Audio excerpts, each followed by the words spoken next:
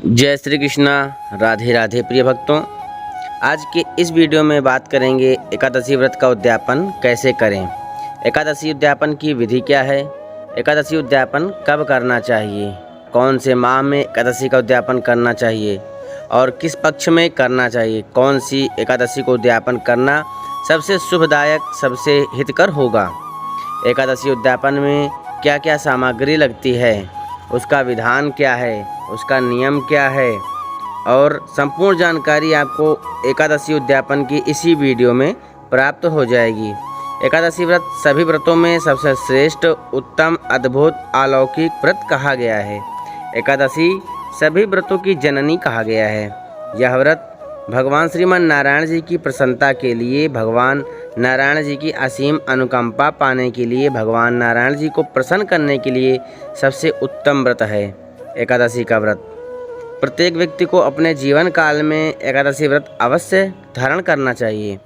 अब उसी व्रतों में है एकादशी व्रत का उद्यापन कि एकादशी व्रत का उद्यापन कब करना चाहिए। ऐसा प्रश्न सबका रहता है, कौन सी एकादशी का उद्यापन करना सबसे हितकर होगा।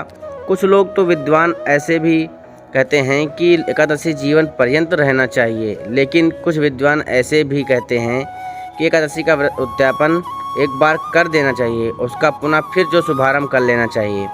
और कब तक? जब तक अपने तन में, अपने प्राण में जो श्वास है, जब तक आपके शरीर मतलब आपका शरीर सामर्थ्य दे रहा है, ताकत है शरीर में, क्षमता है, तब तक ही एकादशी व्रत करना चाहिए। जीवन पर्यंत करना चाहिए, लेकिन एक बार व्रत का उद्यापन करके दोबारा से पुनः शुभारंभ कर लेना चाहिए। तो एकादशी व्रत का उद्यापन सबसे महत्वपूर्ण है। कौन सी एकादशी का उद्यापन करना चाहिए, ध्यान दीजिए।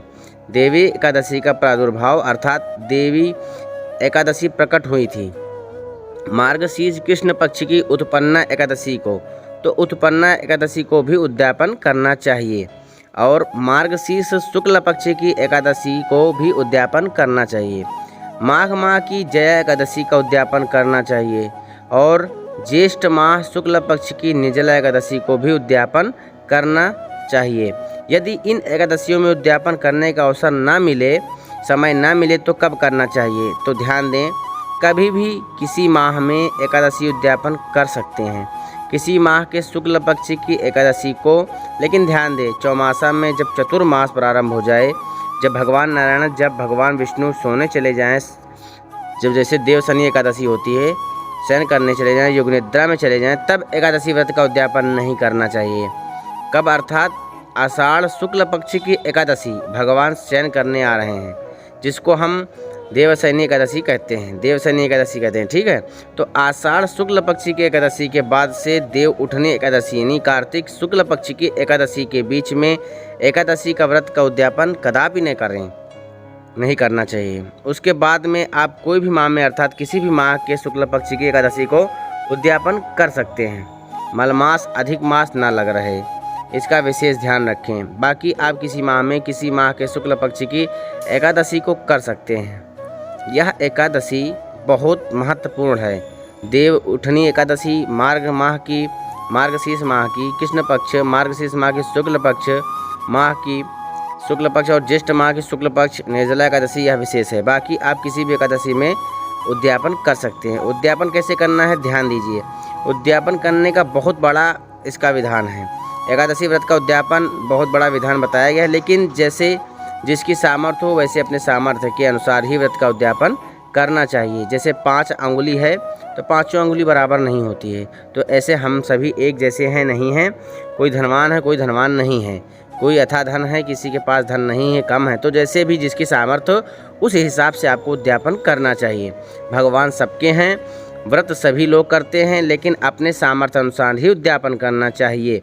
ध्यान दें, जब एकादशी उद्यापन करना हो उसके पहले दशमी को ही एक समय दिन में भोजन करें और भोजन में चावल ग्रहण कदापि न करें, अर्थात दशमी को चावल ग्रहण ना करें।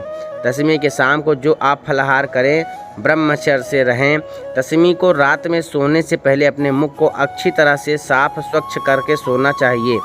एकादशी के दिन प्रातः आप जल्दी उठें, ब्रह्म मुहूर्त में ही जग जाएं, अपने घर को स्वच्छ और साफ धुलाई करके साफ कर लें, फिर गंगा जल से स्नान करें, साफ पत्नी है तो, और सबसे उत्तम है गंगा जल से स्नान करके स्वच्छ और साफ वस्त्र धारण करें। एकादशी का उद्यापन किसी सुयोग्य सुपात्र आचार्य जी से ही करवाना चाहिए और व्रत में उद्यापन बताया हूँ, अपने आप ही श्रद्धा भाव के साथ में उद्यापन कर सकते हैं। लेकिन एकादशी उद्यापन किसी सुयोग्य आचार्य से जो नशापत्ति मुक्त हो, जो नशापत्ति आचार न करता हो, उसके द्वारा ही, उसके मुखारविंद से ही एकादशी का उद्यापन कराएं। जो बहुत बड़े लोग हैं, जिनकी सामर्थ्य बहुत बड़ी है, तो वे अपने आचार्य से पूछ लेंगे कि इसमें सामग्री क्या क्या लगती है। वैसे जानकारी के लिए भगवान सोने की लक्ष्मी नारायण की मूर्ति, सोने की लक्ष्मी जो कि सोने की मूर्ति, स्वर्ण कलश, धाप से भरा कलश, 5 कलश बहुत प्रकार के आश्रम में बनते हैं, बहुत बड़ा मंडप बनता है, तो वह उद्यापन किया जाता है। लेकिन सामर्थ्य के अनुसार नहीं, मैं एक साधारण रूप बता रहा हूँ जो सभी लोग उद्यापन कर लें। जिनकी सामर्थ्य है वह अपने आचार्य जी से बात कर लें और वह स्वयं अपनी सामग्री पर्चा स्वयं बना देंगे आचार्य जी। लेकिन जो साधारण लोग हैं वह ध्यान दीजिए कि अपने सामर्थ्य के अनुसार ही आप उद्यापन कीजिएगा। आपके आचार्य जी के द्वारा गौरी, गणेश, नवग्रह, कलश, दीपक, षोडश मातृका और भगवान लक्ष्मी नारायण की स्थापना होगी। जल से, पंचामृत से वस्त्र, जनेऊ इस दिन अक्षत नहीं चढ़ेगा।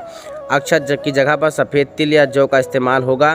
धूप, दीप, मिठाई, फल, पान का पत्ता, सुपारी, लौंग, इलायची दक्षिणा के साथ में यथामात सामर्थ्य पूजन, अर्चन, वंदन किया जाएगा। यज्ञ हवन संपन्न किया जाएगा। दान सामग्री अपने सामर्थ्य अनुसार ही दान करना चाहिए।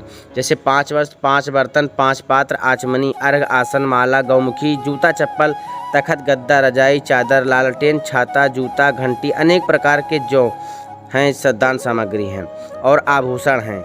जैसे आपकी सामर्थ्य हो उसी हिसाब से इसमें से आप जो भी आपको उचित लगे उस सामग्री लेकर दान दें, अर्पण कर सकते हैं।